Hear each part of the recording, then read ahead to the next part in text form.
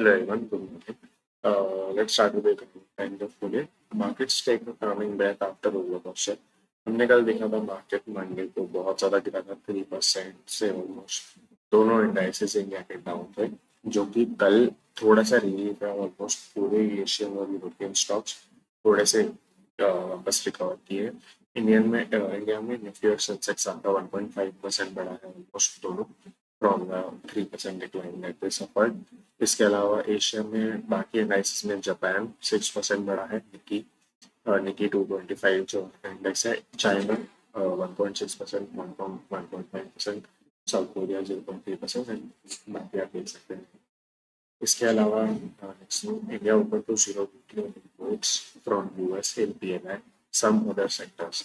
सो PLI मतलब product link incentive. तो बहुत सारी ऐसी सेक्टर्स हैं इंडिया के अंदर जो गवर्नमेंट प्रोडक्शन जिनका सपोर्ट करती है, जैसे मैन्युफैक्चरिंग के अंदर इलेक्ट्रॉनिक्स वगैरह हो गया, इन पे गवर्नमेंट सपोर्ट देती है अगर आप एक सर्टेन लेवल से ज्यादा प्रोडक्शन करते हैं। ईवी के अंदर बहुत ज्यादा पीएलआई के अंदर नई चीजें आएगी जब ईवी को इंडिया ने प्रमोट करना शुरू किया था। तो अब जो बायलेटरल ट्रेड एग्रीमेंट हो रहा है इंडिया और यूएस के बीच में, जिनकी बात चल रही है उनको, तो उसके अंदर भी ये लोग पीएलआई का यूज करना चाहते हैं। इसमें क्या करना चाहते हैं कि अगर यूएस से कोई चीज आ रही है इंडिया के अंदर, इंडिया इंपोर्ट कर रहा है, तो वो उसके ऊपर जीरो ड्यूटी लगाएगा अगर कुछ कंडीशन सेटिस्फाई होती है पीएलआई अरेंजमेंट। तो वो अरेंजमेंट के अंदर कंडीशन ये है पहले कि 30 to 40% वैल्यू एडिशन होना चाहिए। इट मीन्स कि अगर लेट से कोई और कंट्री है, एक्स कंट्री है, वहां से यूएस के अंदर गुड्स जाते हैं और यूएस से इंडिया के अंदर आते हैं, तो यूएस का 30 to 40% वैल्यू एडिशन होना चाहिए उस प्रोडक्ट की प्राइस वैल्यू के अंदर। अगर वो नहीं है तो क्या होगा कि दूसरी कंट्रीज यूएस में अपने गुड्स को डंप करेंगी और यूएस से इंडिया में एक्सपोर्ट कर देंगी ताकि वो जीरो ड्यूटी का बेनिफिट उठा सके। इसीलिए ये कंडीशन लाएगी। इसको एंट्रे पोर्ट भी बोलते हैं। जैसे एक्सपोर्ट इंपोर्ट हो गया, एंट्रे पोर्ट भी होता है जिसमें आप एक कंट्री दूसरी कंट्री में डालती है गुड्स, जस्ट ताकि वो एक तीसरी कंट्री में गुड्स को शिप कर सके। Due to various economical, geographical, maybe transport का कोई बेनिफिट मिल रहा हो आपको, उस सारे बेनिफिट्स को लेने के लिए। India growth power house in tariff torn world, ये बहुत ही मतलब ये क्यूएनए है, इंटरव्यू टाइप का है इन दो लोगों का, जो Taylor and Deepak Dara. OTPP is Ontario's teachers pension plan. ये पूरा मतलब एक पेंशन फंड है ओंटारियो कनाडा का। Canada Canada as a nation का सबसे बड़ा प्रोफेशनल पब्लिक फंड। तो या चाहे तो पढ़ सकते हैं ऐसा, जिसके अंदर कोई न्यूज नहीं, इनके ओपिनियंस हैं सिर्फ। Computing India's AI future tech majors look to chip in. ये मतलब इंडिया के जो टेक कंपनी मेजर्स हैं, मेजर्स मतलब बड़े प्लेयर्स होते हैं मार्केट के अंदर, उनको मेजर्स बोलते हैं। तो वो they are looking to chip into India's AI future. अब इंडिया में एआई से रिलेटेड भी गवर्नमेंट इनिशिएटिव लेके आई है, जीपीयू इनिशिएटिव, कि आप जीपीयू अगर अक्वायर करते हैं फ्रॉम गवर्नमेंट तो वो आपको 40% ऑफ द कॉस्ट जो है वो गवर्नमेंट सब्सिडाइज कर रहे हैं, देख सकते हैं। तो इफेक्टिवली जो जीपीयू यूजेज का कॉस्ट पड़ता है, मतलब जो चिप का कॉस्ट पड़ता है, वो इंडिया में लोएस्ट चल रहा है इन द वर्ल्ड। अगर आप इस 40% इसका बेनिफिट लेते हैं, ऑफकोर्स 40% से ज्यादा कहीं पे भी सब्सिडाइजिंग नहीं मिलती है जीपीयू के अंदर। तो इंडिया के जो मेजर टेक प्लेयर्स हैं जैसे गूगल, एयरटेल, टीसीएस, इन्फोसिस, ये सब इंडिया के इसके अंदर एक मीटिंग हुई थी अभी, बेसिकली प्री बिड मीटिंग हुई थी, जिसके अंदर सेकेंड राउंड ऑफ एप्लीकेशन आए थे। मतलब सेकेंड राउंड आया था इसका नई चिप्स का। तो उनके अंदर एक प्री बिड मीटिंग हुई। प्री बिड मीटिंग मतलब कौन कौन इंटरेस्टेड है। तो यहाँ पे आपको एक वर्ड दिख रहा होगा, TCS and Infosys have evinced interest in India's ambitious rollout of the affordable AI compute infrastructure. Evinced का मतलब होता है expressing interest या indicating interest। तो इन लोगों ने अपना इंटरेस्ट दिखाया कि हम खरीदना चाहते हैं, और भी बहुत सारे और भी कंपनीज थे जो उस मीटिंग में प्रेजेंट थे, आप चाहे तो देख सकते हैं। इसमें एक चिप मैन्युफैक्चरर भी है, AMD, जो कि ये चिप्स सप्लाई करेगा, मैन्युफैक्चर करेगा, सप्लाई करेगा। बेवरेज इनकॉर्पोरेटिव मतलब इंडिया में जो बेवरेज कंपनीज हैं उनकी बात कर रहे हैं। कोई एज सच कंपनी का नाम नहीं है। Beverage incorporative is all the incorporated companies in beverage space in India.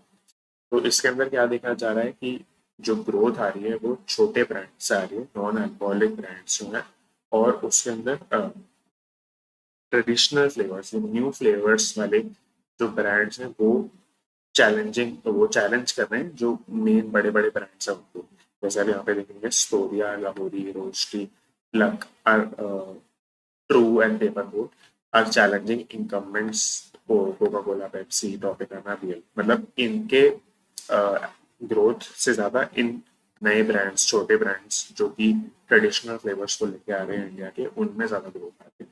स्टोरिया अगर आपको नहीं पता है तो आप देख भी सकते हैं, स्टोरिया ड्रिंक्स।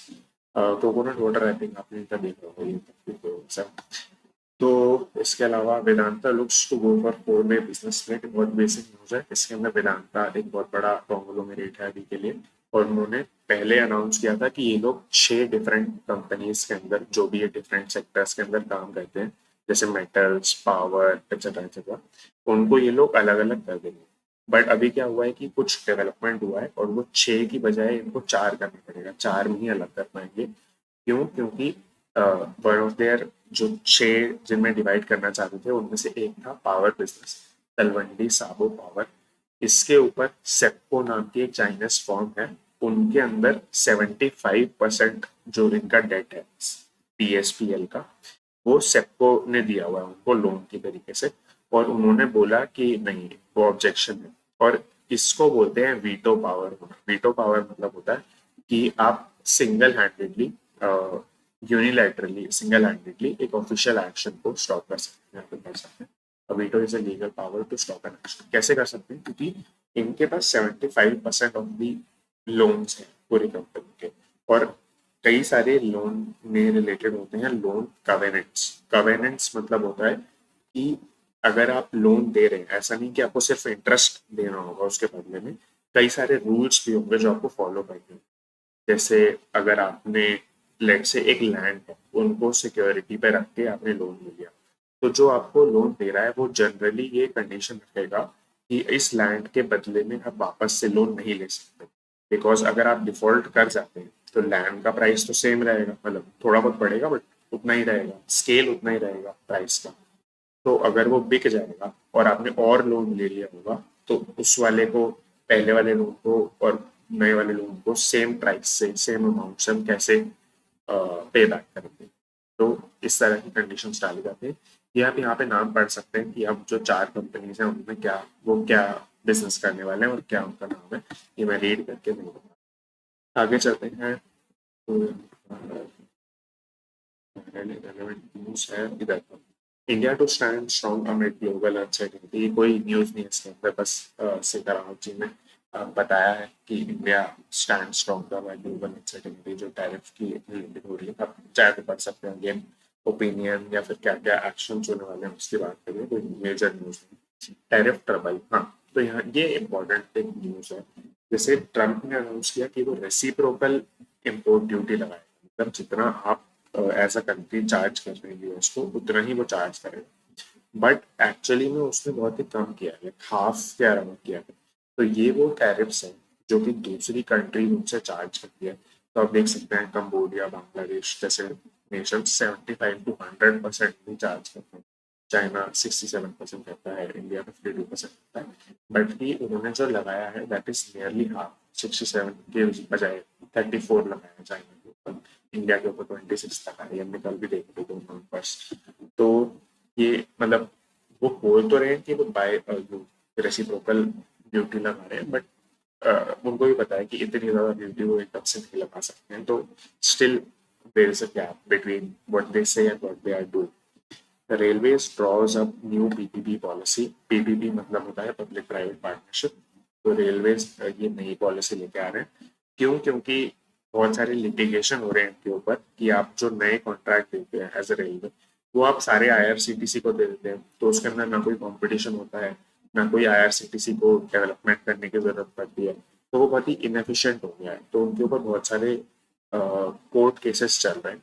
इसीलिए ही उनको क्या करना पड़ रहा है, न्यू पार्टनरशिप्स करते हैं, ताकि प्राइवेट लोग इसमें आ सके और उनको भी कुछ कॉन्ट्रैक्ट्स दे सके और रेवेन्यू रिस्क और लिटिगेशन को कम कर सके।